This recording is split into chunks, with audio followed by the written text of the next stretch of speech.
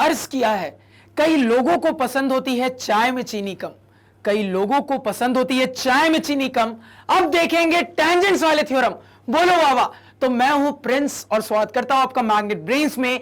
तो हम class 10th में मैथ्स का अपना चैप्टर सर्कल स्टार्ट कर चुके थे, जहां पे बहुत सारे लेक्चर्स को हमने देख लिया है।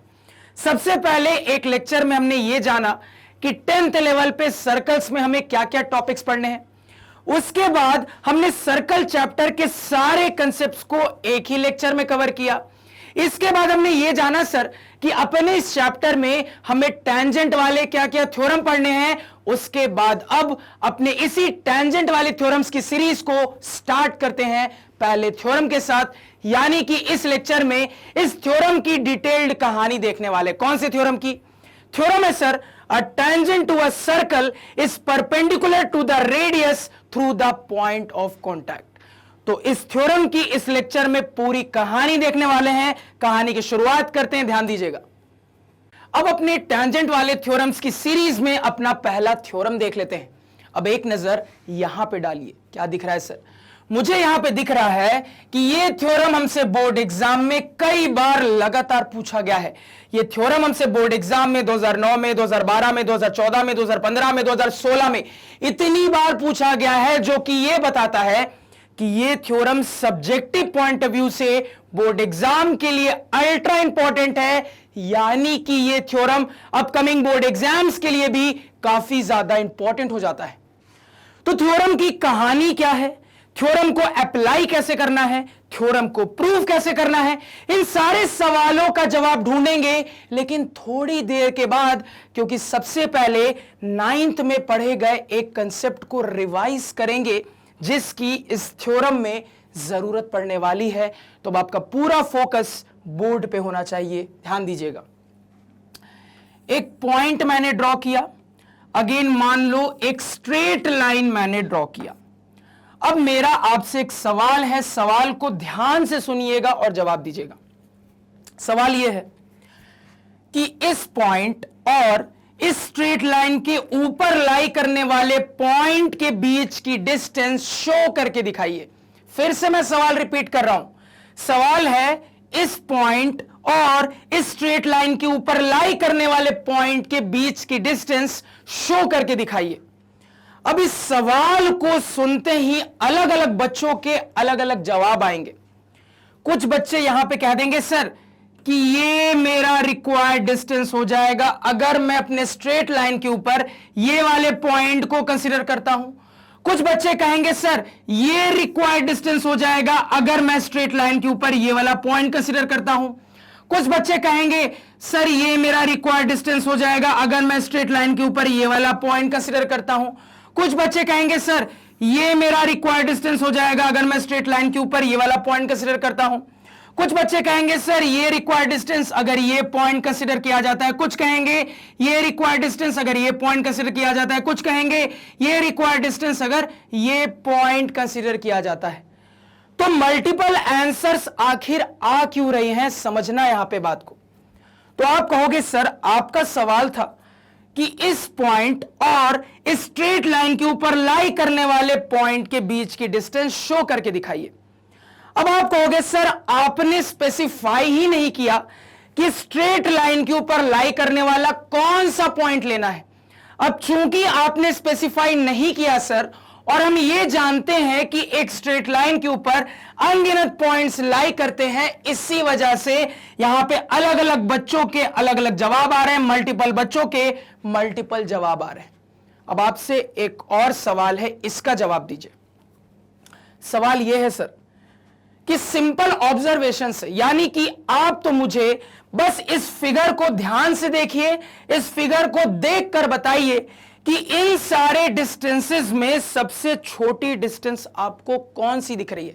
सिंपल सवाल है सर, फिगर को ध्यान से देखिए और सिंपल ऑब्जर्वेशन से मुझे यह बताइए कि इन सारे डिस्टेंसेस में सबसे छोटी डिस्टेंस आपको क्या दिख रही है। तुरंत यहां पे एक स्वर में सारे स्टूडेंट्स का जवाब आएगा कि सर इन सारे डिस्टेंसेस में जो ये वाली डिस्टेंस है सर, यही सबसे छोटी डिस्टेंस मुझे नजर आ रही है। अब बाय ऑब्जर्वेशन यहां से एक रिजल्ट हमें मिलता है। तो सिंपल अपने फिगर को देखते ही बाय ऑब्जर्वेशन हमें रिजल्ट ये मिल रहा है सर कि एक पॉइंट और एक स्ट्रेट लाइन के बीच में जो परपेंडिकुलर लेंथ होती है वही सबसे छोटी लेंथ होती है। तो सिंपल ऑब्जर्वेशन से हमें एक बहुत तगड़ा रिजल्ट मिलता है। सिंपल ऑब्जर्वेशन से हमें रिजल्ट यह मिल रहा है सर कि एक पॉइंट और एक स्ट्रेट लाइन के बीच में जो परपेंडिकुलर लेंथ होती है सर वही सबसे ज्यादा छोटी लेंथ होती है।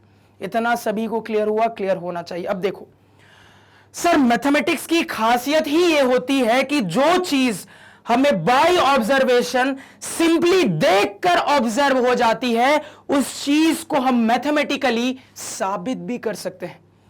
तो ये जो रिजल्ट मुझे सिंपल ऑब्जर्वेशन से दिख रहा है इसको मैथमेटिकली साबित भी किया जा सकता है। अब मैथमेटिकली कैसे साबित करेंगे? अगर 9th का ये कंसेप्ट आपको रिवाइज्ड है तो आपको रिकॉल हो रहा होगा कि प्रिंस सर ने कैसे कैसे साबित किया था। अगर रिकॉल नहीं हो रहा है कोई बात नहीं, इस वाले कंसेप्ट को भी रिवाइज कर लेंगे सर कि इसी बात को मैथमेटिकली साबित कैसे करना है। तो ध्यान से अब इसकी मैथमेटिक्स सुनना। तो अब मुझे मैथमेटिक्स लगाकर यह साबित करना है कि यह जो लेंथ होगी यह सबसे छोटी लेंथ होगी सर। तो कॉमन सेंस की बात है, अगर मैं यहां पे मैथमेटिक्स लगाने वाला हूं तो मेरे मैथमेटिक्स में इन लेंथ्स की चर्चा होने वाली है। अब अगर मैं अपने मैथमेटिक्स में इन लेंथ्स की चर्चा करूंगा, यानी कि चर्चा करने के लिए इनका नामकरण अलॉट करना पड़ेगा। तो पहले फटाफट इनका नामकरण करिए। तो मान लो रैंडमली इसको पॉइंट ओ कह देता हूं। अब मान लो यहां पे रैंडमली इसको ए कह देता हूं, रैंडमली इसको बी, रैंडमली इसको सी, रैंडमली इसको डी, रैंडमली इसको पी, रैंडमली इसको क्यू, रैंडमली इसको आर। तो मैथमेटिक्स लगाने के लिए मुझे समझ में आ रहा है सर कि इन लेंथ्स की नामकरण करने की जरूरत थी। नामकरण हमने कर लिया। अब मुझे साबित यह करना है कि इन सारे लेंथ के कंपैरिजन में ये वाली लेंथ सबसे छोटी लेंथ होगी। यानी कि समझना, मैथमेटिकली इसी बात को अगर मैं बोलूं तो मैथमेटिकली मुझे यह साबित करना है कि OA OB से छोटा होगा।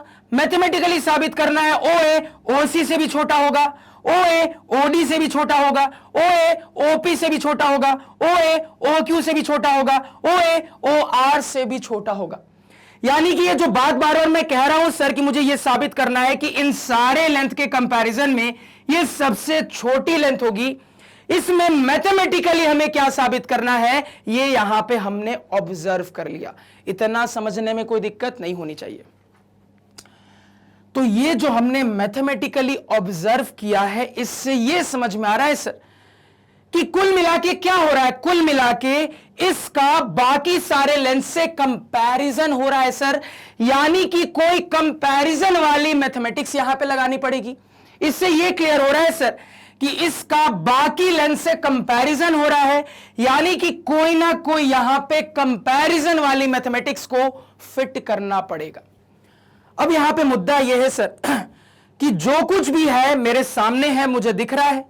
यहां पे क्या मैं किसी कंपैरिजन वाले मैथमेटिक्स को लगाने के लिए सोच सकता हूं? अब मेरा दिमाग चल रहा है तो तुरंत मैं अपने सिंपल ऑब्जर्वेशन से यहां पे कह सकता हूं सर कि यहां पे मेरे सामने ढेर सारे राइट एंगल ट्रायंगल्स दिख रहे हैं। इसके अलावा ढेर सारे सिंपल ट्रायंगल्स दिख रहे हैं। सर सिंपल ऑब्जर्वेशन से बात की जाए तो मुझे यहां पे ढेर सारे राइट एंगल ट्रायंगल्स दिख रहे हैं। इसके अलावा नॉर्मल टाइप के ट्रायंगल्स दिख रहे हैं। तो मेरा दिमाग चल रहा है कि जो भी कंपैरिजन वाली मैथमेटिक्स मैं यहां पे लगाना चाह रहा हूं वो मेरे राइट एंगल ट्रायंगल्स और नॉर्मल ट्रायंगल्स में फिट बैठने चाहिए। यानी कि मुझे कुछ ऐसा दिमाग लगाना पड़ेगा कि क्या मैं अपने कंपैरिजन वाली मैथमेटिक्स को राइट एंगल ट्रायंगल्स की कहानी में, अगेन नॉर्मल ट्रायंगल्स की कहानी में फिट बैठा सकता हूं। अब ये मेरे दिमाग में यहां पे चल रहा है। अगेन एक और इंटरेस्टिंग चीज यहां पे ऑब्जर्व हो रही है, ध्यान देना। मुझे ऑब्जर्व ये हो रहा है सर कि इसके अबाउट ये एक सिमेट्रिकल फिगर आपको दिख रहा है सर कि ये जो पोर्शन है इसी का एक तरीके से मिरर इमेज इस तरफ है। और मैथमेटिक्स में बहुत सारे सिमेट्रिकल फिगर्स को टैकल करके आ रहे हैं जिसके एक्सपीरियंस से एक बहुत खास चीज हमने सीखी है। हमने ये सीखा है सर कि मैथमेटिक्स में अगर हमें सिमेट्रिकल फिगर्स इनकाउंटर होते हैं तो उस सिचुएशन में सिमेट्रिकल फिगर्स के आधे हिस्से में जो मैथमेटिक्स लगती है, बचे हुए हिस्से में वही सेम मैथमेटिक्स लगती है। रिकॉल करिए, हर बार कभी भी किसी सिमेट्रिकल फिगर को हमने टैकल किया तो हमने ये ऑब्जर्व किया होगा सर कि सिमेट्रिकल फिगर्स में आधे हिस्से में जो मैथमेटिक्स लगती है, बिल्कुल वही सेम मैथमेटिक्स बचे हुए सिमेट्रिकल फिगर के हिस्से में भी लगती है। तो अगर ऐसा है सर तो पूरे फिगर के लिए मैथमेटिक्स लगाने की जरूरत ही नहीं है। कोई एक आधा हिस्सा सेलेक्ट कर लेंगे, उसमें मैथमेटिक्स लगा के देख लेंगे, उससे अपने आप समझ में आ जाएगा कि बचे हुए हिस्से में यही सेम मैथमेटिक्स लगने वाली है। तो आपकी मर्जी है, या तो आप ये वाला पोर्शन यहां पे सेलेक्ट कर लीजिए मैथमेटिक्स लगाने के लिए, या फिर आप ये वाला पोर्शन सेलेक्ट कर लीजिए, प्योरली आपकी मर्जी है। मान लो ये वाले पोर्शन को सेलेक्ट करता हूं मैं मैथमेटिक्स लगाने के लिए, तो मैंने ये वाले पोर्शन को सेलेक्ट कर लिया। अब ध्यान से मेरी बात को सुनना। तो अभी तक जो एनालाइज किया है उसके हिसाब से इस पोर्शन में मुझे कंपैरिजन वाली मैथमेटिक्स लगानी है। अब समझना, मुझे कंपेयर क्या करना है सर, तो मुझे इसको इससे कंपेयर करना है। तो यहां पे मुझे यह दिखा कि कुल मिला के मेरे पास राइट एंगल ट्रायंगल्स हैं, मेरे पास नॉर्मल टाइप के ट्रायंगल्स हैं। अगर मैं राइट एंगल ट्रायंगल्स की बात करूं तो ये रहा एक राइट एंगल ट्रायंगल, ये रहा दूसरा राइट एंगल ट्रायंगल, ये रहा तीसरा राइट एंगल ट्रायंगल। अगर मैं नॉर्मल ट्रायंगल्स की बात करूं तो ये रहा एक नॉर्मल ट्रायंगल, ये रहा दूसरा नॉर्मल ट्रायंगल। तो मेरे दिमाग में चल रहा है कि राइट एंगल ट्रायंगल्स और नॉर्मल ट्रायंगल्स में मुझे जो कंपेयर करना है वो तो साइड्स बन जा रहे हैं ट्रायंगल्स के। मुझे यहां पे रियलाइज हो रहा है सर कि मुझे जो भी चीजों को कंपेयर करना है वो मेरे ट्रायंगल के साइड्स बन जा रहे हैं। अब तुरंत मेरे दिमाग में चल रहा है कि राइट एंगल ट्रायंगल्स में और नॉर्मल टाइप के ट्रायंगल्स में साइड्स के टर्म में क्या मैं कोई कंपैरिजन वाली मैथमेटिक्स सोच सकता हूं। तो तुरंत अब मेरे दिमाग की बत्ती जलती है सर कि राइट एंगल ट्रायंगल के लिए साइड के टर्म में बकायदा मैं कंपैरिजन वाली मैथमेटिक्स सोच सकता हूं। क्या सर? तो एक राइट एंगल ट्रायंगल में साइड के तौर पे क्या कंपैरिजन वाली मैथमेटिक्स आपके दिमाग में आती है? तुरंत कह दोगे सर कि इस हिसाब से सोचा जाए तो कह देंगे कि एक राइट एंगल ट्रायंगल में हाइपोटेनियस सबसे बड़ी साइड होती है, यानी कि हाइपोटेनियस के अलावा जो भी साइड्स होंगे वो तो हाइपोटेनियस से छोटे ही होंगे सर। तो ये जो मेरे दिमाग में कंसेप्ट हिट कर रहा है कंपैरिजन के मैथमेटिक्स के लिए, उसको यहां पे अप्लाई करके देखते हैं। तो ध्यान देना, सबसे पहले ये छोटा वाला राइट एंगल ट्रायंगल लेते हैं। तो अगर ये वाला राइट एंगल ट्रायंगल लें तो तुरंत यहां पे कह देंगे सर इस राइट एंगल ट्रायंगल में ये हो गया आपका हाइपोटेनियस। हाइपोटेनियस सबसे बड़ा साइड, यानी कि ये साइड इससे भी बड़ा होगा, इससे भी बड़ा होगा। तो यहां पे जो रिक्वायरमेंट है सर, रिक्वायरमेंट कंपैरिजन के हिसाब से कह देंगे ये साइड इससे बड़ा होगा, यानी कि इसी बात को मैं ऐसा कह सकता हूं कि ये साइड इससे छोटा होगा। यानी कि यहां पे एक रिजल्ट मुझे मिला अपने कंपैरिजन वाली मैथमेटिक्स से कि ओ जो होगा सर ये छोटा होगा। किसके कंपैरिजन में? OB के कंपैरिजन में। तो यहां पे इस वाले राइट एंगल ट्रायंगल में जैसे ही अपने कंपैरिजन वाली मैथमेटिक्स लगाई तो यहां पे पता लग रहा है सर OA जो होगा ये OB के कंपैरिजन में छोटा होगा। अगेन आगे बढ़ते हैं, अब इस बड़े वाले राइट एंगल ट्रायंगल में आते हैं। अब इस वाले राइट एंगल ट्रायंगल में कह दोगे सर कि ये बन गया हाइपोटेनियस, यानी कि हाइपोटेनियस ट्रायंगल का सबसे बड़ा साइड, यानी कि ये साइड इससे भी बड़ा होगा, ये साइड इससे भी बड़ा होगा। रिक्वायरमेंट के हिसाब से बात की जाए तो ये साइड इससे बड़ा होगा, यानी इसी बात को मैं ऐसा बोल सकता हूं ये साइड इससे छोटा होगा सर। लिख लेते हैं, तो यहां पे बोल सकते हैं OA जो होगा सर ये OC से छोटा होगा। इसी तरीके से अब सबसे बड़े वाले राइट एंगल ट्रायंगल में आ जाइए। इस वाले राइट एंगल ट्रायंगल में अब हम कह देंगे सर ये हाइपोटेनियस का काम कर रहा है, यानी कि ये सबसे बड़ा वाला साइड, यानी कि सर ये साइड इससे भी बड़ा होगा, ये साइड इससे भी बड़ा होगा। रिक्वायरमेंट के हिसाब से बात की जाए तो ये साइड इससे बड़ा होगा, यानी इसी बात को मैं ऐसा कह सकता हूं ये साइड इससे छोटा होगा। लिख लेते हैं सर, यानी कि कह देंगे OA जो होगा सर ये OD से छोटा होगा सर। तो इस वाले सिमेट्रिकल पोर्शन में, इस वाले रीजन में ये साबित कर दिया सर कि इन सब के कंपैरिजन में OA ही सबसे ज्यादा छोटा है। कर दिया साबित सर, यहां पे इस वाले रीजन में साबित कर दिया कि OA जो है इन सब लेंथ के कंपैरिजन में सबसे ज्यादा छोटा है। अगेन जो मैथमेटिक्स यहां लगी है यही से मैथमेटिक्स हम यहां पे लगा के ये साबित कर देंगे सर कि इन सब के कंपैरिजन में भी OA सबसे ज्यादा छोटा है। तो कुल मिला के यहां पे हम ये साबित कर लिए सर अपने मैथमेटिक्स की मदद से कि इन सारे लेंथ के कंपैरिजन में OA जो है सर ये सबसे ज्यादा छोटा है। ये हमने यहां पे साबित कर लिया। यानी कि ये जो रिजल्ट हमें मिला था कि एक पॉइंट से एक स्ट्रेट लाइन के ऊपर जो परपेंडिकुलर लेंथ होती है वही सबसे छोटी लेंथ होती है, यह बात हमने यहां पे मैथमेटिकली साबित कर दी। अब समझना एक और चीज को सर, थोड़ा सा मैथमेटिक्स के लिए और दिमाग लगाओगे ना तो आप तो प्रॉपर तरीके से इन सबको आपस में कंपेयर कर सकते हो। अभी तो फिलहाल आपने इसको इन सब से कंपेयर किया ना, थोड़ा सा और दिमाग लगा लोगे तो इनको भी आपस में कंपेयर कर सकते हो कि इन दोनों में कौन बड़ा, इन दोनों में कौन बड़ा कौन छोटा, इन दोनों में कौन बड़ा कौन छोटा। तो थोड़ी सी मैथमेटिक्स और सोच लोगे ना तो इनको भी आपस में कंपेयर कर सकते हो। अगेन क्या करते हैं, अपने सिमेट्रिकल फिगर के आधे रीजन में मैथमेटिक्स लगाते हैं, दिमाग लगाते हैं। ध्यान से सुनना, यहां पे बिल्कुल ध्यान से सुनना। देखो अब देखो यहां पे क्या मैथमेटिक्स लगा रहे हैं, बिल्कुल ध्यान से यहां पे कहानी को सुनना। सर ये वाला जो राइट एंगल ट्रायंगल है, इस राइट एंगल ट्रायंगल में ये 90 डिग्री, और हमें ये पता है कि राइट एंगल ट्रायंगल में 90 डिग्री के अलावा जो भी इंटीरियर एंगल्स होते हैं वो एक्यूट होते हैं। यानी कि सर ये भी एक्यूट एंगल है, ये भी एक्यूट एंगल है। अब रिक्वायरमेंट के हिसाब से अगर बात की जाए तो इस एंगल की जरूरत पड़ने वाली है। तो समझना यह एंगल क्या हो गया सर, एक एक्यूट एंगल हो गया। मान लो इसका नाम दे देते हैं एंगल 1। ध्यान से सुनते जाना सर। अब देखो सर यहां पे ये एंगल और ये एंगल मिलकर पूरा क्या बना ले, लीनियर पेयर। यानी कि ये दोनों एंगल मिलके 180 डिग्री हो रहे हैं, ये दोनों एंगल मिलके 180 डिग्री हो रहे हैं। थोड़ी देर के लिए इसको एंगल 2 में कह देता हूं, ध्यान से सुनते जाना सर। तो अगर मैं इसको थोड़ी देर के लिए एंगल 2 कह दूं तो एंगल 1 और एंगल 2 मिलके 180 डिग्री, सही बात है। अब देखो अब इन दोनों एंगल में से एंगल 1 क्या है सर, एक एक्यूट एंगल है। तो एंगल 2 क्या हो जाएगा, फट से जवाब दीजिए सर।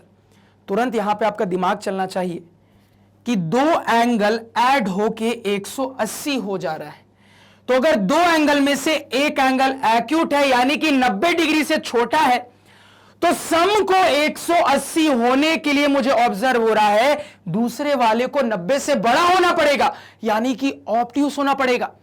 और यह चीज मैंने आपको सिखाई भी है सर कि अगर दो एंगल्स का सम मिलके 180 डिग्री हो रहा है और दो एंगल्स में से एक एक्यूट है तो कॉमन सेंस की बात है दूसरा ऑब्ट्यूस रहा होगा, तभी तो बैलेंस होगा ना सर। दिमाग लगाओ, कुछ डेटा रख के चेक करके देखो। अगर ये एक्यूट है तो एग्जांपल के लिए मान लेते हैं 80 डिग्री है, 90 डिग्री से छोटा है, तो सम को 180 होने के लिए इसको क्या होना पड़ेगा, 100 डिग्री होना पड़ेगा, यानी कि ऑब्ट्यूस एंगल बन गया सर। तो ये चीज डायरेक्टली मैंने आपको याद रखने के लिए भी कहा है, रिकॉल करिए सर कि अगर दो एंगल्स का सम 180 डिग्री हो रहा है, दो में से एक एक्यूट है, तो कॉमन सेंस से कह देंगे दूसरा वाला ऑब्ट्यूस रहा होगा। यानी कि सर ये जो एंगल 2 है ये एक ऑब्ट्यूस एंगल हो गया। ध्यान से सुनते जाना मेरी बात को। अब देखो अगेन मुझे बहुत अच्छे से पता है कि एक ऑब्ट्यूस एंगल एक्यूट एंगल से बड़ा होता है, यानी कि यहां पे लिख सकते हैं सर एंगल 2 जो होगा ये एंगल 1 से बड़ा होगा। इसमें कोई दिक्कत किसी को नहीं होनी चाहिए। अब आगे बढ़ते हैं, फिर से ध्यान से मेरी बात को सुनना। देखो अब आप लोग सोच रहे होंगे सर कि ये एंगल की कहानी क्यों अप्लाई कर रहे हैं। तो 9th वाला अगर ये प्रूव आप लोगों को याद है तो आपको रिकॉल हो रहा होगा कि इसी तरीके से प्रूव करते हैं, इसी तरीके से आगे बढ़ते हैं। अगर रिकॉल नहीं भी हो पा रहा है कोई बात नहीं, यहां पे रिवाइज कर लेंगे। क्योंकि समझना अभी अभी मैंने आपको बताया कि जो भी कंपैरिजन की मैथमेटिक्स लगानी है उसके लिए मेरे पास राइट एंगल ट्रायंगल है या तो नॉर्मल टाइप का ट्रायंगल है। अब राइट एंगल ट्रायंगल में कंपैरिजन की मैथमेटिक्स कैसे लगानी है ये हम समझ गए।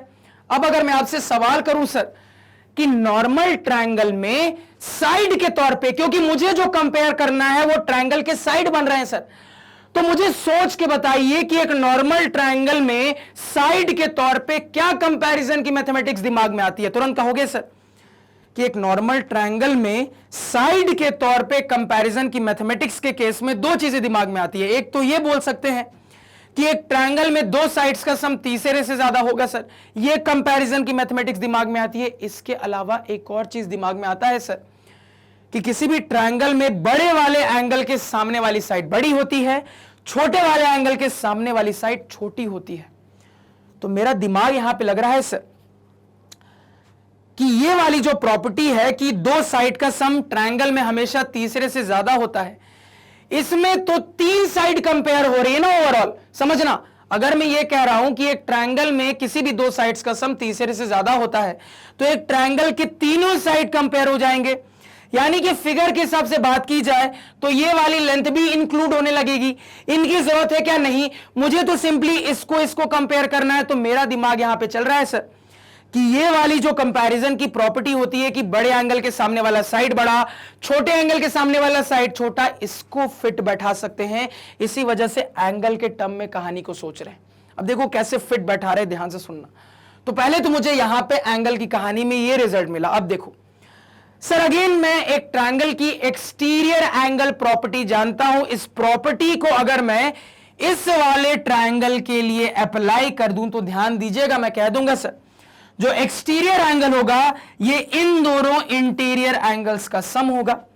यानी कि अगर मैं कंपैरिजन पे चला जाऊं तो ये भी बोल सकता हूं कि ये एक्सटीरियर एंगल इंडिविजुअली इससे भी बड़ा होगा, इंडिविजुअली इससे भी बड़ा होगा, क्योंकि कॉमन सेंस की बात है कि अगर कोई चीज दो चीजों को मिलाकर बन रही है सर तो वो मेन चीज इन इंडिविजुअल हिस्सों से बड़ी होती है। कई बार सिखा चुका हूं कि अगर कुछ हिस्सों से मिलकर कोई चीज बन रही है तो वो मेन चीज इंडिविजुअल हिस्सों से बड़ी होती है।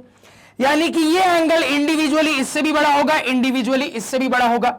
रिक्वायरमेंट के हिसाब से बात की जाए तो ये एंगल इंडिविजुअली इससे बड़ा होगा। इसको मान लो एंगल 3 कह देते हैं। तो और क्या मिल गया मुझे यहां से मिल गया है सर कि एंगल 1 जो होगा ये इंडिविजुअली एंगल 3 से बड़ा होगा। अब देखो सर, इन दोनों बातों को अब कंबाइन किया जा सकता है, कंबाइन करने से फायदा हो जाएगा। देखो यहां पे कंबाइन कैसे करेंगे। यहां पे बोला जा रहा है कि एंगल 2 एंगल 1 से बड़ा है और यहां पे बोला जा रहा है सर कि एंगल 3 एंगल 1 से छोटा है। यानी दोनों बातों को कंबाइन किया जाए तो मैं ये कह दूंगा सर कि एंगल 2 एंगल 3 से बड़ा हो जाएगा। नहीं बोल सकता हूं क्या? समझना सर, यहां पे दिख रहा है ये एंगल इससे बड़ा है और ये इससे छोटा है, तो ओवरऑल ये एंगल इससे बड़ा हो जाएगा, तुरंत कह दूंगा। तो अब ये जो यहां पे कंपैरिजन की मैथमेटिक्स मिली, इससे फायदा हो गया। क्यों? क्योंकि अब मेरे रिक्वायरमेंट के हिसाब से काम हो रहा है। तो अगर एंगल 2 एंगल 3 से बड़ा है सर, यानी कि एंगल 2 के सामने वाली साइड यानी कि OC जो होगी ये बड़ी हो जाएगी एंगल 3 के सामने वाले साइड से, यानी कि OB से सर। तो ये यहां पे मुझे मिल गया। तो समझना बात को, ऑलरेडी यहां पे इस वाले ट्रायंगल में अवेलेबल है कि OB जो है ये OA से बड़ा है, यहां पे मिल गया OC जो है ये OB से बड़ा है। अगेन इसी तरीके से दिमाग इस वाले ट्रायंगल में लगाओगे तो ये कह दोगे सर कि आपका जो OD होगा ये OC से बड़ा होगा। अगेन ये वाली चीज इसी दिमाग से आप यहां पे कह दोगे। तो हर बात को ओवरऑल कंबाइन करो। तो ओवरऑल यहां पे कंबाइन करेंगे तो यहां पे हम लिख देंगे सबसे बड़ा हो गया OD, इससे छोटा हो गया OC, इससे छोटा हो गया OB और सबसे छोटा हो गया आपका OA। इन सारी हाइलाइटेड बातों को कंबाइन करेंगे तो क्या ये नहीं मिल जाएगा सर? बिल्कुल मिल जाएगा। तो जिस तरीके से सिमेट्रिकल पोर्शन के लिए ये वाली कंपैरिजन की चीज मुझे इधर मिली है, बिल्कुल उसी तरीके से इधर भी मिल जाएगी सर। यानी सेम कंसेप्ट के हिसाब से, सेम मैथमेटिक्स के हिसाब से यहां पे कह देंगे सर कि सबसे बड़ा OR होगा, इससे छोटा OQ होगा, इससे छोटा आपका OP होगा और सबसे छोटा इनमें से OA हो जाएगा सर। तो यहां पे जितनी मैथमेटिक्स 9th में मैंने आपको सिखाई थी उसको यहां पे रिवाइज करवा दिया। अब यहां पे मुद्दे वाली बात क्या है समझना। तो ये अच्छी मैथमेटिक्स हमने देखी, इसके अलावा अब इस फिगर की एनालिसिस से मेनली मुझे 3 रिजल्ट्स मिल रहे हैं जो कि मुझे हमेशा याद रखने हैं।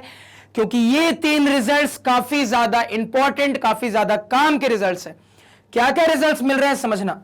सर इतनी एनालिसिस से पहला इंपॉर्टेंट रिजल्ट हमें यह मिल रहा है कि किसी भी पॉइंट से किसी स्ट्रेट लाइन के ऊपर जो परपेंडिकुलर होती है वो सबसे छोटी लेंथ होती है।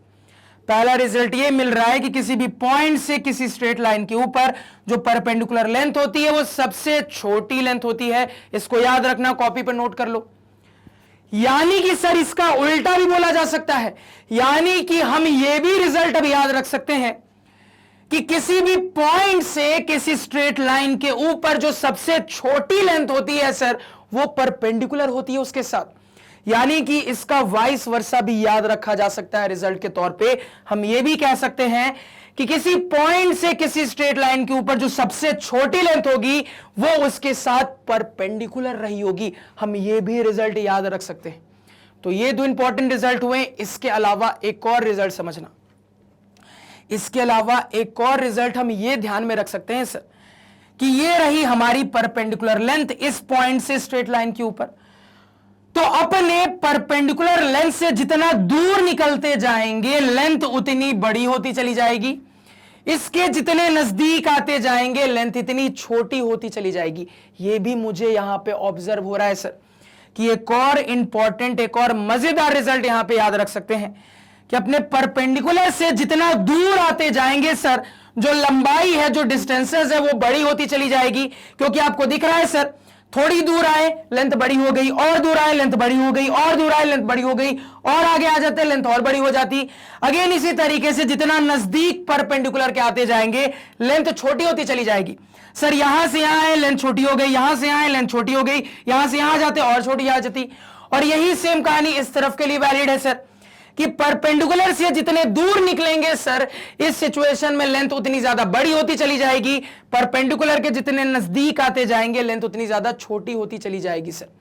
और इस फंडे का, इस तीसरे वाले रिजल्ट का एप्लीकेशन मैंने आप लोगों को हाइट एंड डिस्टेंस के सवालों में दिखाया है, रिकॉल करिए सर। तो कुल मिला के इस सिचुएशन में ये तीन इंपॉर्टेंट रिजल्ट तो आपको मिल रहे हैं, उसको हमेशा याद रखना है। बहुत तगड़े रिजल्ट हैं। पहला इंपॉर्टेंट रिजल्ट यह है सर कि एक पॉइंट से एक स्ट्रेट लाइन के ऊपर जो परपेंडिकुलर लेंथ होती है वही सबसे ज्यादा छोटी लेंथ होती है। अगेन दूसरा इंपॉर्टेंट रिजल्ट, एक पॉइंट से एक स्ट्रेट लाइन के ऊपर जो सबसे छोटी लेंथ होती है वो उसके साथ परपेंडिकुलर होती है। तीसरा इंपॉर्टेंट रिजल्ट कि परपेंडिकुलर से इस सिचुएशन में जितना दूर जाएंगे लेंथ उतनी बड़ी होती चली जाएगी। या फिर इसका उल्टा भी बोल सकते हैं कि दूर से परपेंडिकुलर की तरफ जितना नजदीक आते जाएंगे लेंथ उतनी छोटी होती चली जाएगी। सर ये क्लियरली मुझे ऑब्जर्व हो रहा है। तो इस पूरे सिचुएशन की एनालिसिस से ये जो तीन इंपॉर्टेंट रिजल्ट्स मिल रहे हैं इनको कभी भी मत भूलिएगा, बहुत इंपॉर्टेंट रिजल्ट्स। इतनी कहानी सभी को समझ में आनी चाहिए, कुछ भी नया नहीं था सर। जो 9th में आपको सिखाया था उसी मैथमेटिक्स को कैसे कैसे लगाने के लिए सोचना है ये मैंने वापस से रिवाइज करवा दिया। अब एक बार हम यहां पे इन इंपॉर्टेंट चीजों को समझ चुके हैं, अब अपने थ्योरम पे आ सकते हैं। तो अब देखते हैं कि थ्योरम की स्टेटमेंट क्या कहती है। अब थ्योरम के एक्चुअल स्टेटमेंट पे एक नजर डालिए, क्या लिखा है सर। तो थ्योरम का एक्चुअल स्टेटमेंट कहता है a tangent to a circle is perpendicular to the radius through the point of contact। तो इस स्टेटमेंट का क्या मतलब हुआ सर, समझने की कोशिश करते हैं। तो अगर मैं इस स्टेटमेंट को बिल्कुल सिंपल लफ्जों में डिकोड करूं सर तो इसका मतलब हुआ किसी पर्टिकुलर पॉइंट ऑफ कांटेक्ट पर बनने वाला टेंजेंट और रेडियस हमेशा आपस में परपेंडिकुलर होगा। फिर से रिपीट कर रहा हूं, इसका मतलब हुआ सर किसी पर्टिकुलर पॉइंट ऑफ कांटेक्ट पर बनने वाला टेंजेंट और रेडियस हमेशा आपस में परपेंडिकुलर होगा। अब इस बात को डायग्रामेटिकली समझने की कोशिश करते, ध्यान दीजिएगा। फटाफट तरीके से एक सर्कल बना लेते हैं। एक सर्कल बना लिया। अब कॉमन सेंस की बात है सर कि पॉइंट ऑफ कांटेक्ट पे चर्चा करने के लिए टेंजेंट बना होना चाहिए, तो टेंजेंट भी बना लेते हैं। तो यहां पे एक टेंजेंट कुछ इस तरीके से बना लिया। मान लो एक और टेंजेंट कुछ इस तरीके से यहां पे बना लिया सर। और अगेन यहां पे मान लो सर एक और टेंजेंट कुछ इस तरीके से बना लिया। तो यहां पे फिगर में हमने कुछ टेंजेंट्स को ड्रॉ कर लिया। अब अगर इस सिचुएशन में बात की जाए तो ये पॉइंट ऑफ कांटेक्ट है, इस सिचुएशन में बात की जाए तो ये पॉइंट ऑफ कांटेक्ट है, इस सिचुएशन के लिए बात की जाए तो ये पॉइंट ऑफ कांटेक्ट है। तो इस पर्टिकुलर सर्कल में हमारे डायग्राम के हिसाब से 3 पॉइंट ऑफ कांटेक्ट हमें दिख रहे हैं सर। इस वाले टेंजेंट के लिए ये पॉइंट ऑफ कांटेक्ट है, इस वाले टेंजेंट के लिए ये पॉइंट ऑफ कांटेक्ट है, इस वाले टेंजेंट के लिए ये पॉइंट ऑफ कांटेक्ट है। अब यहां पे सर्कल का सेंटर भी मान लो डिनोट कर देते हैं कुछ इस तरीके से। अब ध्यान से मेरी बात को यहां पे सुनना। तो लफ्ज क्या थे मेरे लफ्ज थे सर किसी पर्टिकुलर पॉइंट ऑफ कांटेक्ट पे बनने वाले टेंजेंट और रेडियस। समझना बात को। तो अगर मैं इस पर्टिकुलर पॉइंट ऑफ कांटेक्ट की बात करूंगा तो इस पे बनने वाला ये रहा टेंजेंट। अब देखो अगर यहां पे सर्कल में रेडियस की बात करूं सर तो रेडियस ये भी है, रेडियस ये भी है, रेडियस ये भी है, रेडियस ये भी है, रेडियस ये भी है, रेडियस ये भी है, रेडियस ये भी है, रेडियस ये भी है। तो क्या किसी भी रेडियस को ले सकते हैं? नहीं सर। कौन सा रेडियस लेना है? तो अगेन लफ्जों पे ध्यान दीजिएगा। किसी पर्टिकुलर पॉइंट ऑफ कांटेक्ट पे बनने वाला टेंजेंट और उसी पॉइंट ऑफ कांटेक्ट पे बनने वाला रेडियस आपस में परपेंडिकुलर होगा। तो इस पर्टिकुलर पॉइंट ऑफ कांटेक्ट की बात चल रही है, यानी कि इस पर्टिकुलर पॉइंट ऑफ कांटेक्ट पे बनने वाला टेंजेंट और इसी पॉइंट ऑफ कांटेक्ट पे बनने वाला रेडियस आपस में परपेंडिकुलर होगा। तो यहां पे स्टेटमेंट के हिसाब से समझ में आ रहा है कि कहां पे 90 डिग्री बन रहा है। इसी तरीके से अब इधर आ जाइए इस वाले टेंजेंट के लिए, इस वाले पॉइंट ऑफ कांटेक्ट के लिए। अब इस वाले पॉइंट ऑफ कांटेक्ट पे कह दोगे सर कि किसी पर्टिकुलर पॉइंट ऑफ कांटेक्ट पे बनने वाला टेंजेंट और उसी पॉइंट ऑफ कांटेक्ट पे बनने वाला रेडियस आपस में परपेंडिकुलर होंगे, यानी कि यह एंगल 90 डिग्री हो गया। इसी तरीके से समझना बात को। भी यहां पे आ जाओ, इस पर्टिकुलर पॉइंट ऑफ कांटेक्ट की बात करूं सर तो किसी पर्टिकुलर पॉइंट ऑफ कांटेक्ट पर बनने वाला टेंजेंट और रेडियस आपस में परपेंडिकुलर होगा सर। तो ये जो मैंने आपको स्टेटमेंट बोला कि किसी पर्टिकुलर पॉइंट ऑफ कांटेक्ट पे बनने वाला टेंजेंट और रेडियस आपस में परपेंडिकुलर होगा, इसका मतलब आपको इस फिगर के थ्रू बहुत अच्छे तरीके से क्लियर हो गया होगा सर। तो थ्योरम के स्टेटमेंट का मतलब क्या है ये हम अब समझ चुके हैं। अब यहां पे मन में एक और सवाल आएगा। सवाल यह आएगा सर कि मान लो सर सर्कल चैप्टर में कोई सवाल मिलता है, उस सवाल को कैसे पढ़ के समझेंगे कि उस सवाल को सॉल्व करने के लिए इस थ्योरम की सहायता लेनी चाहिए। अब आपके मन में एक बहुत इंपॉर्टेंट सवाल आएगा। सवाल यह आएगा सर कि अगर हमें एग्जाम में कोई सर्कल का सवाल मिलता है तो सवाल पढ़ के कैसे समझेंगे, कैसे रियलाइज करेंगे कि सवाल को सॉल्व करने के लिए इस वाले थ्योरम की जरूरत पड़ने वाली है। तो इसका जवाब बहुत सिंपल है, ध्यान से जवाब को सुनना। जवाब यह है कि जो सवाल आपको सर्कल का गिवन है, उस सवाल में अगर आपको डायग्राम के अंतर्गत पॉइंट ऑफ कांटेक्ट पे रेडियस और टेंजेंट कनेक्टेड मिले, तुरंत कह दोगे इसको अप्लाई किया जा सकता है। क्या मैंने बोला? मैंने बोला कि जो सवाल आपको दिया गया है उस सवाल के लिए जैसे ही आपने डायग्राम बनाया, डायग्राम में जैसे ही आपको पॉइंट ऑफ कांटेक्ट पे टेंजेंट और रेडियस कनेक्टेड मिले, तुरंत कह दोगे सर इस थ्योरम को अप्लाई किया जा सकता है, परपेंडिकुलर वाली कहानी फिट बैठाई जा सकती है। समझना बात को। कई बार सवालों में ऐसा होगा कि आपको अपने फिगर में टेंजेंट तो दिख जाएगा लेकिन रेडियस नहीं दिखेगा। कोई बात नहीं सर, अगर रिक्वायरमेंट के हिसाब से आपको लगता है ये कि उस पर्टिकुलर पॉइंट ऑफ कांटेक्ट पर रेडियस को बना लेने से, रेडियस को ड्रॉ कर लेने से काम हो जाएगा, तो इस टाइप के सिचुएशन में भी इस थ्योरम के लिए सोचा जा सकता है। तो कहां अप्लाई करना है इसका भी जवाब मुझे मिल गया। मुझे जवाब यह मिल रहा है सर कि अगर किसी भी सवाल के डायग्राम में मुझे पॉइंट ऑफ कांटेक्ट पे टेंजेंट और रेडियस कनेक्टेड मिलते हैं, तुरंत इस थ्योरम की कहानी को फिट बैठाया जा सकता है। या फिर कुछ सिचुएशंस में टेंजेंट तो दिखेगा लेकिन रेडियस नहीं दिखेगा। लेकिन अगर मुझे ऐसा लगता है कि टेंजेंट वाले पॉइंट ऑफ कांटेक्ट पे रेडियस को ड्रॉ करने के बाद काम आसान हो सकता है, उस सिचुएशन में भी इस थ्योरम की कहानी को फिट बैठाया जा सकता है। तो कहां पे इसके लिए सोचना है, इसका मैंने जवाब दे दिया है। इसको अच्छे तरीके से अपने लैंग्वेज में कॉपी पे फटाफट लिख लीजिए। लिख लिया होगा सर। अब यहां पे एक एप्लीकेशन देख लेते हैं सर। तो सवाल कुछ इस प्रकार है, ये बहुत खूबसूरत से डायग्राम में आपको मुझे हर एंगल की वैल्यू बतानी है। आपको मुझे बताना है कि एंगल 1 की वैल्यू क्या होगी, एंगल 2 की क्या होगी, एंगल 3 की, एंगल 4 की, एंगल 5 की, एंगल 6 की। सारे एंगल्स की यहां पे फटाफट वीडियो को पॉज करो और वैल्यूज निकाल के बताओ।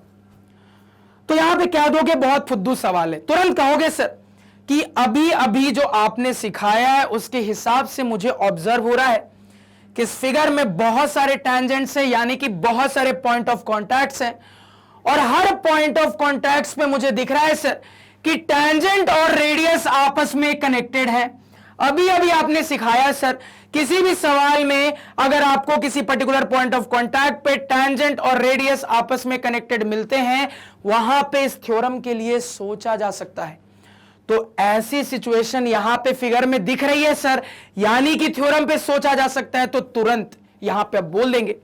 सबसे पहले इस वाले पॉइंट ऑफ कांटेक्ट पे आ जाइए।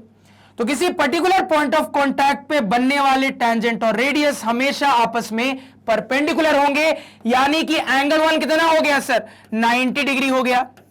इसी तरीके से ये वाले पॉइंट ऑफ कांटेक्ट पे आ जाइए।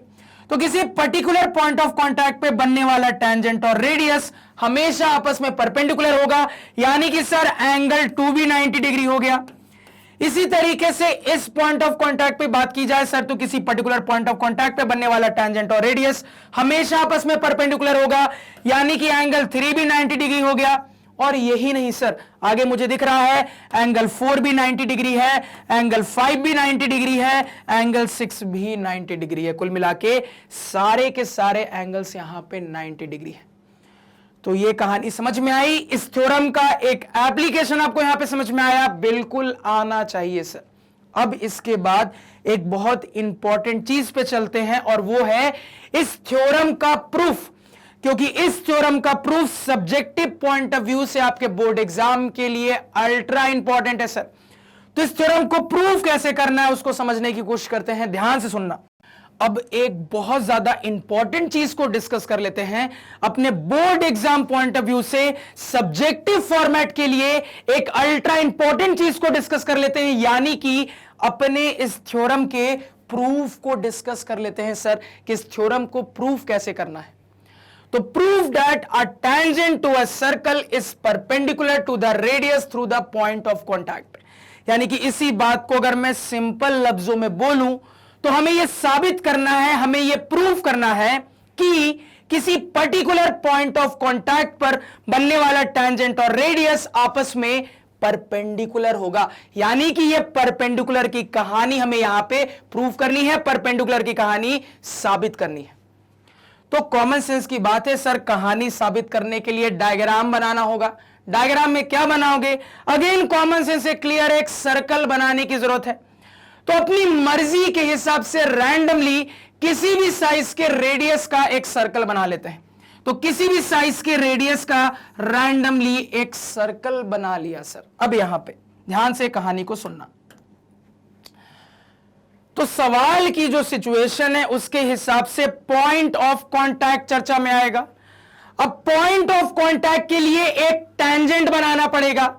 तो टैंजेंट आपको सर्कल के ऊपर जहां बनाना है वहां आप बना सकते हो, कोई दिक्कत नहीं है। टैंजेंट यहां बना लो, यहां बना लो, यहां बना लो, यहां यहां यहां, जहां मर्जी चाहो वहां एक टैंजेंट को ड्रॉ कर सकते हो सर। तो मान लो बिल्कुल रैंडमली एनालिसिस के पर्पस के लिए प्रिंस सर अपने टैंजेंट को कुछ इस तरीके से यहां पे ड्रॉ कर लेते हैं। तो अगर ये टैंजेंट है सर, उस सिचुएशन के हिसाब से ये हमारा पॉइंट ऑफ कांटेक्ट हो जाएगा।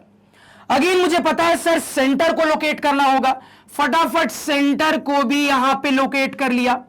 अब मुझे जो प्रूफ करना है उसके हिसाब से मुझे यह साबित करना है कि किसी पर्टिकुलर पॉइंट ऑफ कांटेक्ट पर बनने वाला टेंजेंट और रेडियस, यानी कि अब मुझे अपने डायग्राम में इस पॉइंट ऑफ कांटेक्ट पर बनने वाला रेडियस भी ड्रॉ करना है। तो रेडियस रिक्वायरमेंट के हिसाब से ड्रॉ कर लेते हैं। तो रिक्वायरमेंट के हिसाब से ये हमारा टारगेट रेडियस हो जाएगा सर, इसको भी ड्रॉ कर लिया।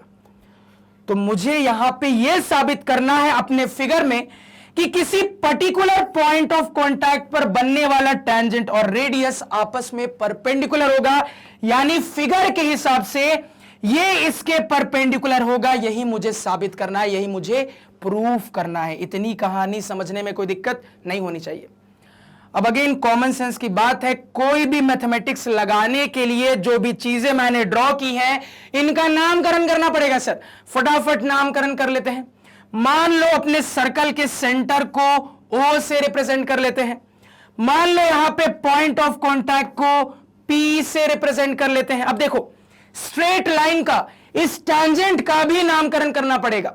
अब टेंजेंट अल्टीमेटली क्या होता है सर, मैंने सिखाया था टेंजेंट अल्टीमेटली एक स्ट्रेट लाइन है। तो स्ट्रेट लाइन के नेमिंग के जो रूल्स जानते हैं उन रूल्स के हिसाब से इसका भी नामकरण कर सकते हैं। आप चाहो तो सिंगल अल्फाबेट फॉर्म का इस्तेमाल कर लो, यानी कि कुछ इस तरीके से नामकरण कर सकते हो सर। स्ट्रेट लाइन L बोल दो, स्ट्रेट लाइन M बोल दो, स्ट्रेट लाइन N बोल दो। इस तरीके से सिंगल अल्फाबेट फॉर्म से नामकरण कर सकते हो, या फिर आप चाहो सर 2 अल्फाबेट फॉर्म से भी नामकरण कर सकते हो। अपने 2 एंड पॉइंट्स पे किसी अल्फाबेट को अलॉट कर दो, उस हिसाब से नामकरण कर लो। जैसे एग्जांपल के लिए अपने स्ट्रेट लाइन को स्ट्रेट लाइन AB कह दो, स्ट्रेट लाइन CD कह दो, स्ट्रेट लाइन RS कह दो। इस तरीके से 2 अल्फाबेट फॉर्म, या फिर चाहो तो 3 अल्फाबेट फॉर्म से भी इस्तेमाल कर सकते हो। यानी कि 2 एंड तो हो गए सर, इसके अलावा इसको भी इंक्लूड कर लो। जैसे एग्जांपल के लिए मान लो इस एंड पे मैं A बोल देता, इस एंड पे B बोल देता, तो अपने स्ट्रेट लाइन का नाम लिख लेता है स्ट्रेट लाइन APB। ऐसे करके 3 पॉइंट फॉर्म से भी नामकरण कर सकते हैं। जैसे चाहो वैसे नामकरण कर लो, आपकी मर्जी। मान लो यहां पे सिंपल रखते हुए चीजों को मैं अपने 2 पॉइंट फॉर्म का इस्तेमाल कर देता हूं। तो उसके हिसाब से इस वाले एंड को मान लो मैं A कह देता हूं, इस वाले एंड को मान लो मैं B कह देता हूं। तो हमारा टेंजेंट हमारा स्ट्रेट लाइन हो गया स्ट्रेट लाइन AB, या फिर कह लो टेंजेंट AB। इतना समझने में कोई दिक्कत नहीं होनी चाहिए। तो जो भी रिक्वायर्ड नामकरण की जरूरत थी वो फिगर में नामकरण कर लिया है। यानी कि सर कुछ इसी टाइप का फिगर बनेगा। तो यहां पे ऑलरेडी मैंने फिगर बना के रखा था, तो आप देख सकते हो सर बिल्कुल इसी टाइप का फिगर बना है। चीजों को यहां पे दिखाने में हो सकता था कि फिगर कहीं से मिट जाता, उससे बचने के लिए फिगर ऑलरेडी मैंने बना के रखा था। तो पूरी एनालिसिस को यहां पे देखेंगे सर, तो वहां पे ट्रांसफर हो जाते हैं। ध्यान से मेरी बात को सुनना। तो फिगर बना लिया है सर, साबित क्या करना है? साबित हमें यह करना है यहां पे कि ये इसके परपेंडिकुलर होगा। यानी कि मैथमेटिकल पॉइंट ऑफ व्यू से बात की जाए तो मुझे यह साबित करना है सर कि OP और AB आपस में परपेंडिकुलर होंगे। यानी कि मैथमेटिकल पॉइंट ऑफ व्यू से ये वाली चीज मुझे साबित करनी है। तो जैसे हर प्रूफ डैट की कहानी चलती है, वैसे अपने इस वाले प्रूफ डैट की भी कहानी लिख लेते हैं। तो कहानी में क्या क्या पैरामीटर्स आते हैं सर? तो सबसे पहले गिवन लिखते हैं, इसके बाद लिखते हैं टू प्रूफ, इसके बाद क्या लिखते हैं सर? इसके बाद लिखते हैं थ्योरम्स स्लैश फॉर्मूलेज यूज्ड। इसके बाद क्या लिखते हैं सर? इसके बाद कंस्ट्रक्शन लिखते हैं। इसके बाद क्या लिखते हैं सर? कंस्ट्रक्शन लिखते हैं। और फाइनली इसके बाद प्रूफ पे आ जाते हैं। तो किसी भी प्रूफ को करने के लिए ये बेसिक स्टेप्स तो लिखते ही लिखते हैं सर। तो हर बेसिक स्टेप को यहां पे फिल करने की कोशिश करते हैं। ध्यान से सुनना। सबसे पहले गिवन, क्या क्या गिवन है? तो कहोगे सर सिचुएशन के हिसाब से ये फिगर गिवन है। अब फिगर में जो जो आपको दिख रहा है उसको यहां पे लिख लीजिए। तो एक सर्कल गिवन है। अब समझना, एक सर्कल को गिवन डेटा में क्या ऐसे रिप्रेजेंट करोगे?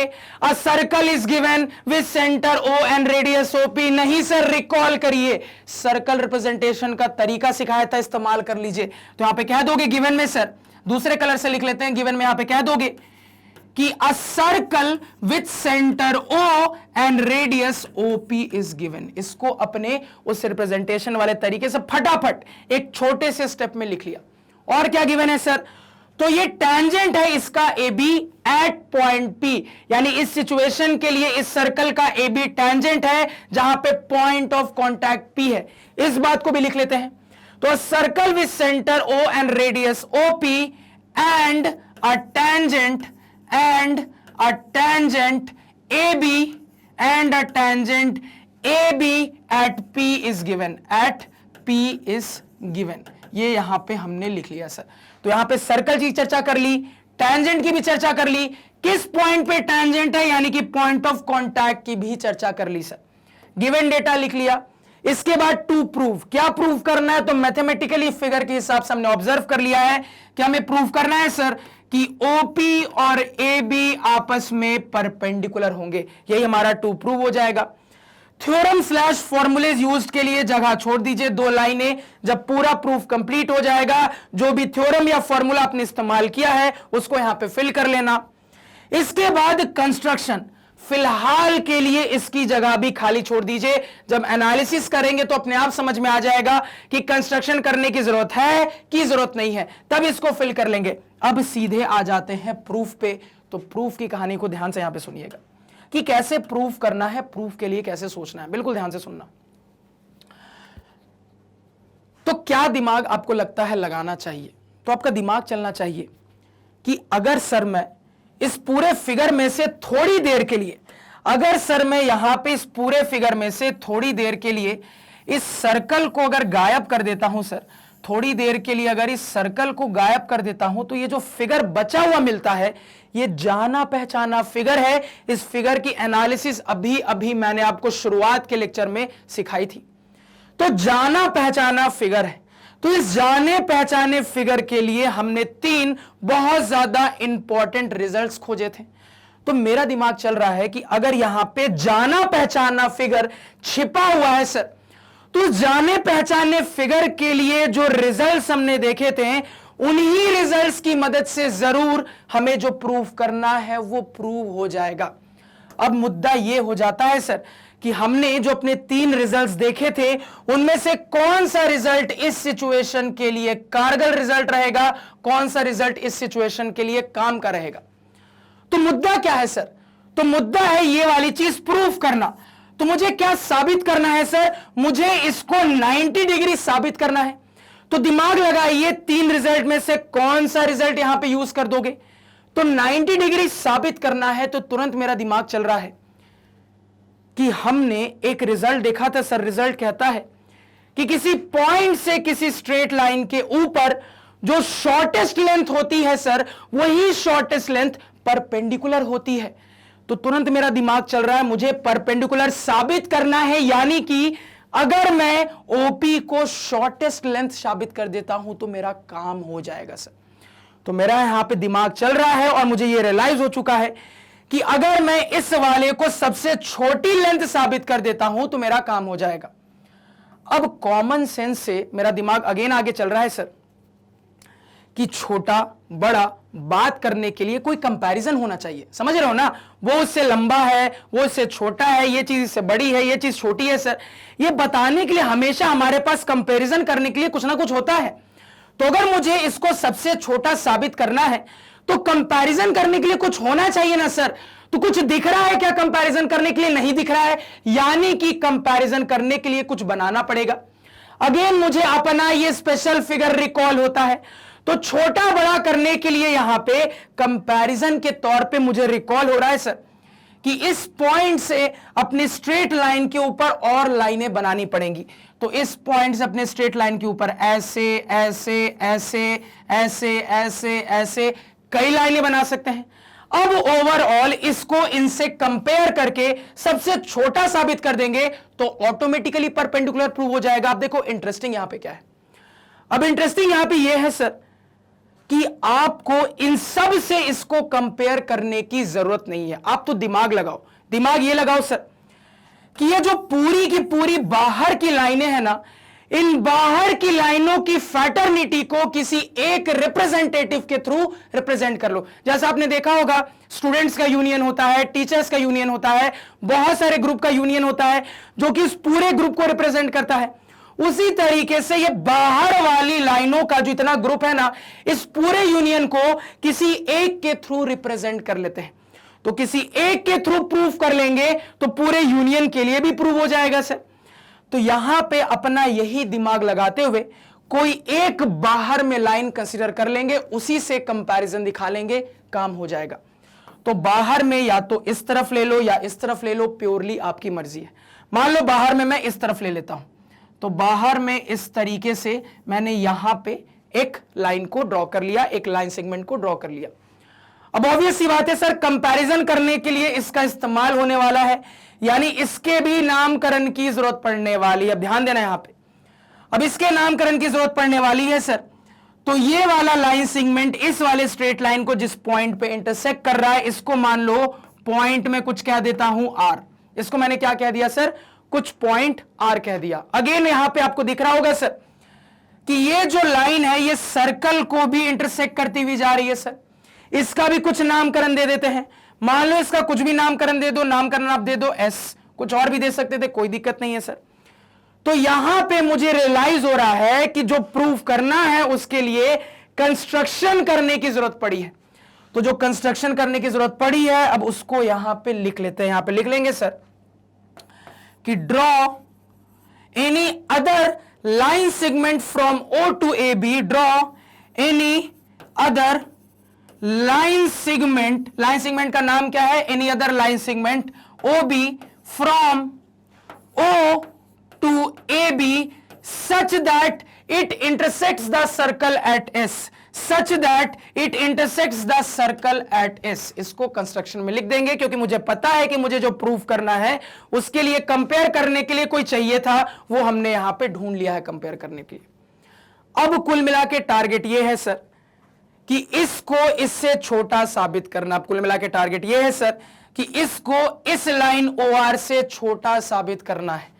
दिमाग यहीं पे आपका लग रहा होगा। कैसे दिमाग लग रहा होगा समझना, ध्यान से सुनना, तुरंत यहां पे आपका दिमाग चलना चाहिए सर।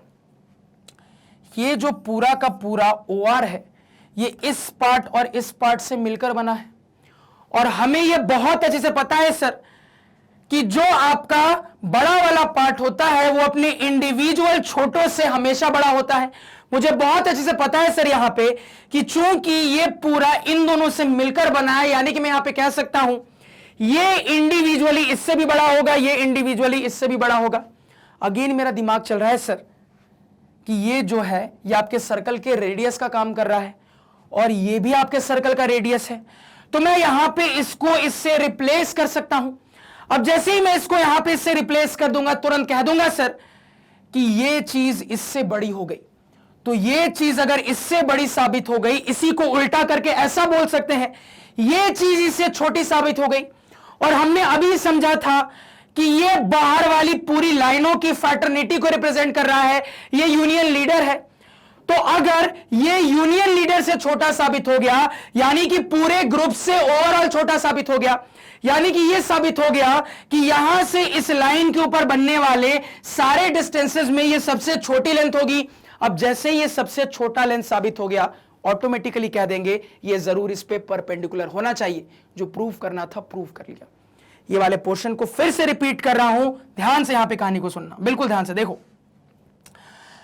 सर। ये मेरे पास लाइन अवेलेबल है बाय कंस्ट्रक्शन। अब ध्यान से सुनना सर, मुझे यहां पे क्लियरली दिख रहा है कि ये जो पूरा का पूरा मेरा OR है ये OS और SR से मिलकर बना है। और हमने अभी अभी सीखा है कि अगर कोई चीज कुछ पार्ट से मिलकर बनी होती है तो मेन चीज अपने इंडिविजुअल पार्ट से हमेशा बड़ी होती है। यानी कि सर मेन चीज इससे भी बड़ी होगी, इससे भी बड़ी होगी। अगेन मेरी नजर जा रही है सर कि ये तो मेरे सर्कल के रेडियस का काम कर रहा है, और ये भी रेडियस है। और हमने पढ़ा है सर कि एक ही सर्कल में कितने भी रेडियस बना लो सबकी लेंथ बराबर होगी, यानी ये इसके बराबर होगा सर। तो हमने यहां पे ये साबित कर दिया था कि ये पूरा इससे बड़ा होगा, और इसको इससे रिप्लेस कर सकते हैं, यानी कि इनडायरेक्टली ये साबित कर दिया ये पूरा इससे बड़ा होगा। यानी इसी बात को ऐसा कह सकते हैं ये इससे छोटा होगा। अगेन मुझे पता है कि ये यूनियन लीडर है, पूरे यूनियन को रिप्रेजेंट कर रहा है। तो अगर ये चीज यूनियन लीडर से छोटी हो गई, यानी कि सारे के सारे ग्रुप से भी छोटी होगी, तो ओवरऑल ये साबित हो गया कि इस पॉइंट से इस लाइन के ऊपर ये सबसे छोटी वाली डिस्टेंस है, यानी कि इनडायरेक्टली ये साबित हो गया कि चूंकि ये सबसे छोटी है यानी कि इसके साथ परपेंडिकुलर होगी, और यही तो साबित करना था।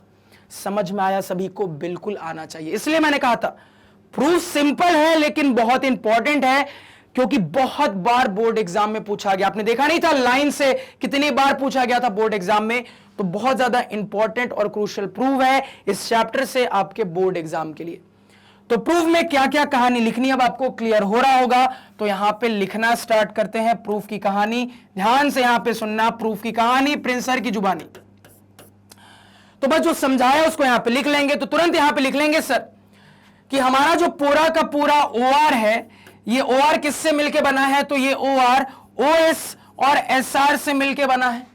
तो हमारे कंसेप्ट के हिसाब से कह देंगे सर कि अगर ये चीज इन दोनों चीज से मिलकर बनी है, यानी कि ये मेन चीज इससे भी बड़ी होगी, इससे भी बड़ी होगी, रिक्वायरमेंट के हिसाब से अब यहां पे हम लिख लेंगे therefore OR must be greater than, therefore OR must be greater than requirement के हिसाब से OS। ब्रैकेट में रीजन लिख देना। रीजन क्या लिखोगे? रीजन आप लिखोगे if something is made up of many parts then the main thing is always greater than individual parts। ये जो बात मैंने बोली है उसी को यहां पे लिख लेना आपको सर। ये लिख लिया। अब आपको पता है सर रिक्वायरमेंट के हिसाब से इसको इससे रिप्लेस कर सकते हैं, क्योंकि OS OP दोनों इस सर्कल के रेडियस का काम कर रहे हैं, आपस में इक्वल होंगे, तो इसका रिप्लेसमेंट कर लेंगे और OS के बदले OP लिख लेंगे। अब जो कंपैरिजन की दरकार थी वो कंपैरिजन आ चुका है। ब्रैकेट में रीजन देंगे since OP is equal to OS is equal to radius of circle. ये बस आपको लिख देना यहां पे, OP is equal to OS is equal to radius of circle. अब इसी चीज को उल्टा करके लिख लो, therefore OP is less than आपका OR। और ये बोलने के बाद आपको नीचे एक लाइन लिख लेनी है, hence we observe that if any line is drawn from point O to AB, all of them when compared OP is the shortest, hence we can say that OP must be perpendicular to AB। और इसके bracket में reason जाएगा since we know that from a point to a straight line the shortest distance is the perpendicular distance। इतनी कहानी लिख देनी है, language में लिख दोगे पूरे नंबर मिल जाएंगे। फटाफट कहानी को यहां पे नोट डाउन कर लीजिए। तो प्रूफ की कहानी कंप्लीट हो गई है। यहां पे आपने जो भी रिजल्ट्स यूज किए हैं, जो भी थ्योरम टाइप की चीजें यूज की हैं, उनको थ्योरम स्लैश फॉर्मुलेज यूज्ड में लिख देना सर। इतना लिख दोगे पूरे नंबर मिल जाएंगे। बार बार रिपीट कर रहा हूं, एग्जाम पॉइंट ऑफ व्यू से बहुत इंपॉर्टेंट थ्योरम। तो इसके साथ हमने यह भी समझ लिया है सर कि थ्योरम को प्रूफ कैसे करना है। अब इसका एप्लीकेशन एक सवाल में देख लेते हैं। तो इसका एप्लीकेशन सवाल में कैसे होगा उसको समझते हैं। ध्यान दीजिएगा यहां पे। तो जो भी अभी तक पढ़ लिया है उसके लिए एक प्रैक्टिस प्रॉब्लम देख लेते हैं। अब तुरंत आपकी नजर यहां पे जानी चाहिए। क्या लिखा हुआ है सर? NCERT। इससे यह क्लियर हो रहा है कि यह सवाल NCERT का एक ऐसा सवाल है जो कि अभी तक बोर्ड एग्जाम में नहीं पूछा गया है, यानी कि यह सवाल अपकमिंग बोर्ड एग्जाम्स के लिए काफी ज्यादा इंपॉर्टेंट हो जाता है। अब एक और मजेदार बात को जान लो सर, यह सवाल जो हमें NCERT की बुक में गिवन है वो फिगर के साथ गिवन है। अब आप कहोगे सर फिगर के साथ गिवन है, आपने फिगर क्यों छिपा लिया? इसलिए छिपा लिया क्योंकि इस गलतफहमी में मत रहिएगा कि यह सवाल बोर्ड एग्जाम में आता है तो फिगर के साथ ही आएगा। हो सकता है यही सेम सवाल हमसे बोर्ड एग्जाम में बिना फिगर के पूछ ले। तो दोनों सिचुएशन के लिए यहां पे मेंटली प्रिपेयर्ड रहेंगे। फिगर के साथ आता है बहुत बढ़िया, फिगर के बिना भी आता है कोई दिक्कत नहीं है। सवाल के लैंग्वेज की मदद से फिगर तक पहुंचा जा सकता है। तो सबसे पहले यहां पे सवाल को पढ़ के सवाल की कहानी देख लेते हैं। सवाल कह रहा है a tangent PQ at a point P of a circle of radius 5 centimeter meets a line through the center O at a point Q so that OQ is equal to 13 centimeter. Find the length of PQ। अब यहां पे सवाल का explanation फटाफट देख लेते हैं। ध्यान से एक्सप्लेनेशन की कहानी को सुनना। सबसे पहले सवाल कहता है कि एक सर्कल में पॉइंट P पे टेंजेंट बनाया जा रहा है। सबसे पहले सवाल कहता है कि एक सर्कल में पॉइंट P पे टेंजेंट बनाया जा रहा है। इसका मतलब यह है सर कि मेरे सर्कल में जो टेंजेंट बनाया जा रहा है उस सिचुएशन में point of contact point P है। अब देखो आगे सवाल क्या कहता है। आगे सवाल कहता है कि एक स्ट्रेट लाइन है जो कि आपके सर्कल के सेंटर O से पास करती हुई आ रही है और टेंजेंट को इंटरसेक्ट कर दे रही है। आगे सवाल कह रहा है कि आपके सर्कल के सेंटर O से पास करती हुई एक स्ट्रेट लाइन आ रही है जो कि टेंजेंट को इंटरसेक्ट करती हुई निकल रही है, और आपका टेंजेंट और ये स्ट्रेट लाइन जिस पॉइंट पे इंटरसेक्ट हो रहा है वो पॉइंट है Q। इसी वजह से टेंजेंट का नाम बोला जा रहा है टेंजेंट PQ। अब इसके साथ साथ सवाल ने आपको सर्कल का रेडियस बता दिया है 5 सेंटीमीटर है, और आपको OQ की लेंथ बता दी है 13 सेंटीमीटर है। इतनी सारी जानकारी प्रोवाइड करने के बाद फाइनली सवाल हमसे PQ की लेंथ पूछ रहा है। तो बिना टाइम वेस्ट किए हुए चलते हैं सॉल्यूशन की कहानी पे। पहले वो सिचुएशन देख लेते हैं कि बिना फिगर के सवाल आता है तो फिगर तक कैसे पहुंचना है। तो ध्यान दीजिएगा, तो कॉमन सेंस से क्लियर है। पहले एक सर्कल बनाना होगा तो फटाफट एक सर्कल को ड्रॉ कर लेते हैं। ड्रॉ कर लिया। अगेन यहां पे बातचीत से क्लियर है सर कि सर्कल का सेंटर लोकेट करना होगा। लोकेट कर लिया। सेंटर को O मानना है, मान लिया। अब समझना, सर्कल मुझे यह बोल रहा था, सवाल मुझे यह बोल रहा था सर कि सर्कल में एक टेंजेंट को पॉइंट P पे बनाया जा रहा है। तो आप अपने टेंजेंट को कहां बनाना चाहते हो आपकी मर्जी है। यहां बना लो, यहां बना लो, यहां बना लो, यहां बना लो, यहां बना लो, यहां बना लो, यहां बना लो। जहां टेंजेंट बनाना चाहते हो बना सकते हो, कोई दिक्कत नहीं है। मान लो बिल्कुल रैंडमली मैं सर्कल के लिए अपना जो टेंजेंट है ये यहां पे बना लेता हूं सर। तो यहां कहीं पे मैंने टेंजेंट बना लिया। अब ये हो गया point of contact. Point of contact क्या है सर? P है। इसको भी हमने यहां पे मार्क कर लिया। अब समझना, सर्कल का रेडियस आपको गिवन है 5 सेंटीमीटर। तो रैंडम तरीके से यहां पे मान लो सर्कल के रेडियस को रिप्रेजेंट कर लेते हैं। ठीक है, अब ध्यान से सुनना। अब यहां पे सवाल हमें यह बोल रहा है सर कि एक स्ट्रेट लाइन है जो कि पॉइंट O से पास करती हुई आ रही है और इस टेंजेंट को इंटरसेक्ट कर रही है, पॉइंट Q पे इंटरसेक्ट कर रही है। इस चीज को डायग्रामेटिकली रिप्रेजेंट कर लेते हैं। तो एक स्ट्रेट लाइन को ड्रॉ कर लेते हैं सर जो कि O से पास करते हुए टेंजेंट को इंटरसेक्ट करती हुई निकल रही है। तो ऐसे कर लो या फिर ऐसे बना लो, कोई दिक्कत नहीं है। दोनों तरीके से लाइन को आप बना सकते हो। मान लो मैं अपनी स्ट्रेट लाइन को ऐसे बना लेता हूं सर। तो ऐसे बनाऊंगा तो एक स्ट्रेट लाइन आ रही है जो कि पॉइंट O से पास करती हुई कुछ इस तरीके से आपको इंटरसेक्ट कर जा रही है टेंजेंट को। तो यहां पे कुछ इस तरीके से टेंजेंट को इंटरसेक्ट करती हुई ये स्ट्रेट लाइन जो कि पॉइंट O से पास कर रही है ये निकल गई सर। अब आपको सवाल ने बता दिया है कि ये स्ट्रेट लाइन टेंजेंट को जिस पॉइंट पे इंटरसेक्ट कर रही है वो पॉइंट क्या है सर? वो पॉइंट Q है। इसी वजह से यहां पे शुरुआत में टेंजेंट का नाम PQ बोला जा रहा है सर। ये क्लियर हो गया। और क्या गिवन डेटा है? तो आपको OQ की लेंथ बता दी गई है।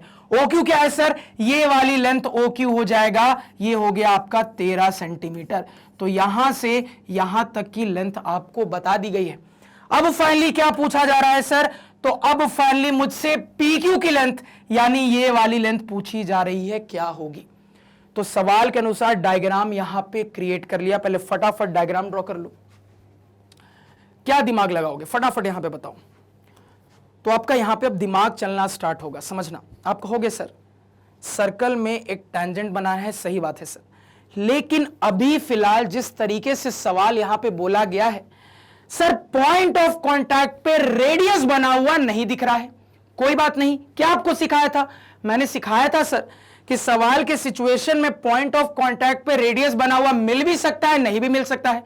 बना हुआ मिल गया है तो अच्छी बात है। अगर बना हुआ नहीं मिल रहा है तो बना के देखिए कि काम आसान होता है कि नहीं।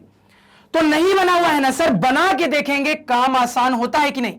तो यहां पे हमने अपने सेंटर से पॉइंट ऑफ कांटेक्ट को ज्वाइन करते हुए बना के देखा काम आसान हुआ कि नहीं। तो देखते हैं। तो तुरंत यहां पे ये बनाने के बाद कह देंगे सर कि किसी पर्टिकुलर पॉइंट ऑफ कांटेक्ट पे बनने वाला टेंजेंट और रेडियस आपस में परपेंडिकुलर होता है, यानी ये एंगल 90 डिग्री हो जाएगा। अब तुरंत मेरा यहां पे दिमाग चल रहा है सर कि एक राइट एंगल ट्रायंगल मिल गया है, काम हो जाना चाहिए, क्योंकि रेडियस की लेंथ गिवन है सर। तो अगर रेडियस की लेंथ 5 सेंटीमीटर है तो ये भी तो रेडियस का काम कर रहा है, इसको 5 सेंटीमीटर कह देंगे। तो इस राइट एंगल ट्रायंगल के 3 साइड्स में से 2 साइड्स पता है, क्या बचे हुए तीसरे साइड की लेंथ नहीं निकाल सकते? आसानी से निकाल सकते हैं सर, फटाफट निकाल लो।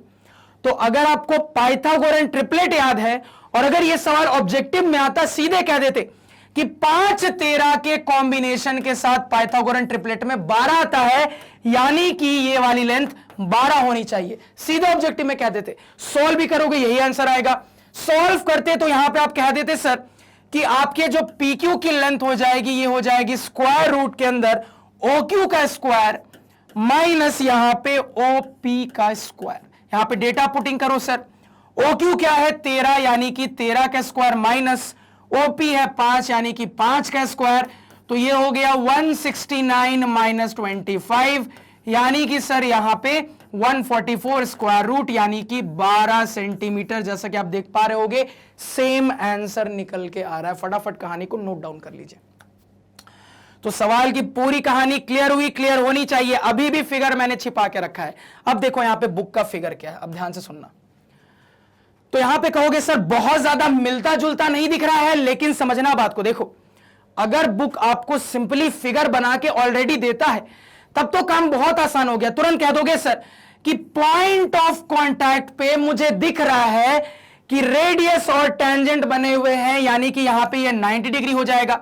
अब तुरंत आपको दिख रहा है कि राइट एंगल ट्रायंगल में 2 साइड पता है, तीसरे साइड की लेंथ नहीं निकालोगे, आसानी से निकाल लोगे। तो फिगर अगर बना के दिया जाता है तो सवाल बहुत आसान है, चुटकियों में सॉल्व हो जाएगा। अगर नहीं बना के दिया जाता है ना तो फिगर ऐसा बनेगा, ध्यान रखना। फिगर जब आपको बना के दिया गया तो ये जो हिस्से हैं ना, ये आपके हिस्से ये नहीं बना के दिए गए, कोई दिक्कत नहीं है, क्या फर्क पड़ता है।